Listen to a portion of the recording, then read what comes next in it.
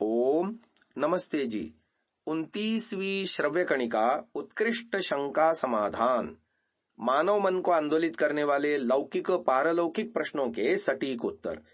समाधान करता स्वामी विवेकानंद जी परिव्राजक। पुस्तक संपादित किया है डॉक्टर राधा वल्लभ चौधरी MBBS जबलपुर द्वारा और पुस्तक का प्रकाशन गुजरात के दर्शन योग महाविद्यालय आर्यवन रोजड़ द्वारा हुआ है। 72वीं आज की शंका है, कोई व्यक्ति शादी करके मोक्ष को प्राप्त कर सकता है या नहीं। श्री रामचंद्र जी और श्री कृष्णचंद्र जी भी तो गृहस्थ थे, फिर उनको योगी क्यों कहा गया। समाधान किया जा रहा है, यह निर्विवाद है कि श्री कृष्ण और अर्जुन दोनों क्षत्रिय थे। दोनों ने महाभारत युद्ध किया और करवाया, जिसमें सैकड़ों हजारों लोग मरे। सत्यार्थ प्रकाश के 5वें समुल्लास में महर्षि दयानंद जी लिखते हैं, मोक्ष केवल सन्यासी का होता है और किसी का नहीं होता, और सन्यास लेने का अधिकार मुख्य रूप से ब्राह्मण को है। तो दो बातें हो गईं, मोक्ष के लिए सन्यास जरूरी है और सन्यास के लिए ब्राह्मण बनना जरूरी है। अब यह बताइए कि श्री कृष्ण जी ब्राह्मण थे या क्षत्रिय थे। क्षत्रिय थे, फिर वो बाद में सन्यासी बने या नहीं बने? नहीं बने। रही बात श्री राम और श्री कृष्ण जी को योगी क्यों कहा गया है, इसका उत्तर है कि वे गृहस्थ होते हुए भी योगाभ्यास, ईश्वर का ध्यान करते थे। श्री कृष्ण को योगेश्वर कहते हैं। योगेश्वर का मतलब योगाभ्यास करते थे, योग विद्या के स्वरूप को जानते थे, अभ्यास यानी प्रैक्टिकल करते थे। 70-80% तक पहुंचे, अभी 20% बाकी रहा। 100% तक नहीं पहुंचे। जो व्यक्ति गणित मैथ्स में MSc कर ले, क्या उसको गणितज्ञ मैथमेटिशियन नहीं कहेंगे?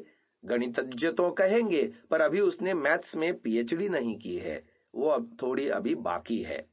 श्री कृष्ण जी ने 70-80% योग्यता बनाई, 10-20% बाकी रही। इसीलिए उस जन्म में तो उनकी मुक्ति नहीं हुई। वो योग्यता अगले जन्म में या 1-2 जन्मों के बाद उन्होंने पूरी कर ली होगी। जब पूरी कर ली तो उसके बाद मोक्ष हो सकता है। वीर गति का क्या अर्थ है? वीर गति का अर्थ अच्छे जन्म की प्राप्ति है। अगले जन्म में अच्छा उत्तम फल प्राप्त करना, यही वीर गति है।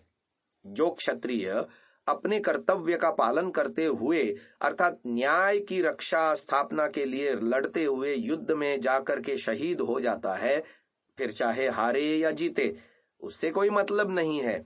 उसने अपना कर्तव्य पूरा किया, वही वीर गति को प्राप्त होगा, अर्थात उसको आगे अच्छा फल मिलेगा। उसने कर्तव्य का पूरा पालन किया, कोई पाप नहीं किया, बुरा काम नहीं किया, यह तो हमने बिल्कुल स्वीकार किया। मोक्ष की योग्यता पूरी हो जाना, यह एक अलग बात है। उसके लिए ब्राह्मण के बाद फिर सन्यासी बनना अनिवार्य है। ब्राह्मणत्व और सन्यास जब तक हम धारण नहीं करते, तब तक मोक्ष नहीं होगा। इससे पहले मोक्ष नहीं होने वाला। यह सब करने का उद्देश्य 5 क्लेशों का नाश करना है। सन्यासी बनने के बाद समाधि लगा करके अविद्या आदि 5 क्लेश पूरे नष्ट होने चाहिए। यह योग दर्शनकार महर्षि पतंजलि का कहना है।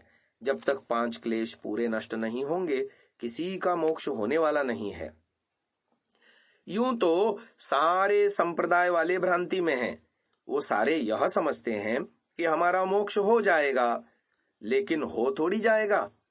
श्री कृष्ण ने अच्छे काम किए, कर्तव्य का पालन किया, धर्म की रक्षा की, अन्याय का विरोध किया, तो इनको अगला जन्म बहुत अच्छा मिला। यहां तक तो कोई आपत्ति नहीं है, यहां तक हमें भी स्वीकार्य है। आगे 1-2 जन्म और जोर लगाया होगा और फिर मोक्ष हो गया होगा, इसको मानने में भी कठिनाई नहीं है। श्री राम जी का भी वही उत्तर है। श्री राम जी भी क्षत्रिय थे, वो भी ब्राह्मण पूरे नहीं बने। उन्होंने अयोध्या में 30 वर्ष तक राज्य किया और उसके बाद उन्होंने वानप्रस्थ लिया। वानप्रस्थ श्री राम ने भी लिया, वानप्रस्थ श्री कृष्ण जी ने भी लिया, दोनों ने लिया, पर सन्यास दोनों में से कोई भी नहीं बन पाया। कोई व्यक्ति गृहस्थ में जाकर के भी मोक्ष को प्राप्त कर सकता है, पर उसको गृहस्थ के नियमों का पालन करना पड़ेगा। प्रश्न में यह तो लिखा है कि राम और कृष्ण गृहस्थ थे, लेकिन यह नहीं लिखा कि वो कैसे गृहस्थ थे। यह नहीं पता लोगों को। आपको पता है श्री रामचंद्र जी ने विवाह के बाद कितने वर्ष तक ब्रह्मचर्य का पालन किया? 14 वर्ष वनवास में रहे, पत्नी के साथ, पत्नी भी साथ में थी। बताइए कितनी संतान उत्पन्न की? एक भी नहीं। 14 वर्ष तक श्री राम ने गृहस्थ होते हुए भी, पत्नी का साथ रहते हुए भी ब्रह्मचर्य का पालन किया। ऐसे ही श्री कृष्ण जी ने भी विवाह के बाद 12 वर्ष तक तपस्या की, ब्रह्मचर्य की साधना की। बात करते हैं वो गृहस्थ थे। भाई गृहस्थ तो थे, तो उनके जैसे गृहस्थ बनो फिर तो ठीक है। गृहस्थ बनकर भी उन जैसे आचरण करें। ऐसे गृहस्थ आप बनना चाहें तो स्वागत है, खूब बनो। और उसके बाद फिर देश धर्म के लिए एक अच्छी बढ़िया संतान उत्पन्न करो। उस संतान का अच्छी तरह से पालन पोषण करो, उसे विद्वान बनाओ, धार्मिक बनाओ, सदाचारी, ईश्वर भक्ति, ईमानदार बनाएं। श्री राम और श्री कृष्ण दोनों राजा थे, दोनों क्षत्रिय थे और पूरा जीवन न्याय के लिए लड़ते रहे, धर्म की रक्षा की, न्याय की रक्षा की। ऐसे आदर्श गृहस्थ बनना हो तो स्वागत है, आइए खूब बनिए। लोग यह तो याद रखते हैं कि श्री राम और श्री कृष्ण गृहस्थी थे, पर यह भूल जाते हैं कि उन्होंने भी वानप्रस्थ लिया था। आज वानप्रस्थ कोई लेता ही नहीं। आपको वानप्रस्थ लेना पड़ेगा, तपस्या करनी पड़ेगी, साधना करनी पड़ेगी, वैराग्य ऊंचा उठाना पड़ेगा। उसके बाद संन्यास लेना होगा और संन्यास के बाद 5 क्लेश, राग द्वेष नष्ट करने पड़ेंगे, तब कहीं जाकर मोक्ष की योग्यता होगी। तो यह कठिन काम है, लंबा काम है, पर असंभव नहीं है। गृहस्थी बनने के बाद भी इस तरह से चलेंगे तो मोक्ष हो सकता है। यदि ब्रह्मचर्य से सीधे सन्यासी बनेंगे तो थोड़ा आसान पड़ेगा, गृहस्थी में से हो करके जाएंगे तो थोड़ा कठिन पड़ेगा। संभव तो है, पर आज कोई इतना काम करने के लिए तैयार नहीं। ऐसा माहौल भी नहीं है, ऐसा राजा भी नहीं है, ऐसी प्रजा भी नहीं है, ऐसा सहयोग भी नहीं। सारा ही कुछ उल्टा है। तो आज के माहौल में गृहस्थ बनकर मोक्ष प्राप्त करना बहुत कठिन है। फिर भी चलो, इस बार जो हुआ सो हुआ, अगली बार अगले जन्म के लिए तैयारी करो। आजकल के लोग तो यह सोचते हैं कि गृहस्थ आश्रम मौज मस्ती के लिए है। योगाभ्यास यानी ईश्वर भक्ति या ध्यान तो बुढ़ापे में करने की चीज है। ऐसा सोचना गलत है। और कितने ही लोग तो बुढ़ापे में भी ईश्वर का ध्यान नहीं करते। जीवन का बचा कुचा समय बुढ़ापा भी ताश खेल कर नष्ट कर देते हैं। इसका दंड तो उनको भोगना ही पड़ेगा। आगे 73वीं शंका आ रही है। क्रियात्मक योगाभ्यास नामक पुस्तक में आया है कि बिना ईश्वर दर्शन के अज्ञान का नाश नहीं होगा। योगाभ्यास तथा ज्ञान के बिना ईश्वर दर्शन संभव नहीं।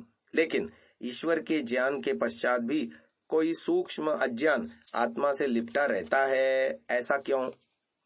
समाधान किया जा रहा है। देखिए, एक कहावत आपने सुनी होगी कि पैसा पैसे को कमाता है। अगर आपके पास 5-7 लाख रुपए हैं तो आप आगे बिजनेस करके अधिक पैसा कमा सकते हैं। यदि आपके पास पूंजी यानी कैपिटल ही नहीं तो आप निवेश यानी इन्वेस्टमेंट करेंगे कैसे? बिजनेस में लाभ प्रॉफिट क्या कमाएंगे? नहीं कमा सकते। तो व्यापार में धन कमाने के लिए पहले इन्वेस्टमेंट करने के लिए कुछ राशि होनी चाहिए। वो राशि आगे नई राशि को कमा सकती है। इसी प्रकार से कुछ ज्ञान पहले हमारे पास होगा, उस ज्ञान से पुरुषार्थ करके हम ईश्वर का दर्शन कर लेंगे। अब जब ईश्वर का दर्शन हो जाएगा तो उससे नया ज्ञान मिलेगा जो अविद्या आदि क्लेशों को नष्ट करेगा। दोनों एक दूसरे पर आधारित हैं। पहले ज्ञान, फिर ईश्वर का दर्शन, फिर ईश्वर दर्शन से प्राप्त हुए नए ज्ञान की प्राप्ति से अविद्या आदि का नाश। हर एक की योग्यता अलग अलग है। कोई एक ही जन्म में टाटा बिरला बन सकता है, किसी को 50 जन्म में लग जाएंगे। वो अपनी अपनी योग्यता और पुरुषार्थ की बात है। इस प्रकार से मोक्ष प्राप्ति की भी बात समझनी चाहिए। कोई ऐसा भी हो सकता है इसी जन्म में मोक्ष प्राप्त कर ले, कोई हो सकता है कि 5 जन्म में मोक्ष प्राप्त कर सके, किसी को 50 जन्म भी लग जाएं। वो हरेक की अपनी योग्यता और पुरुषार्थ की अलग अलग स्थितियों पर निर्भर है। आज की इस श्रव्य कणिका को यहीं विराम देते हैं। ओम।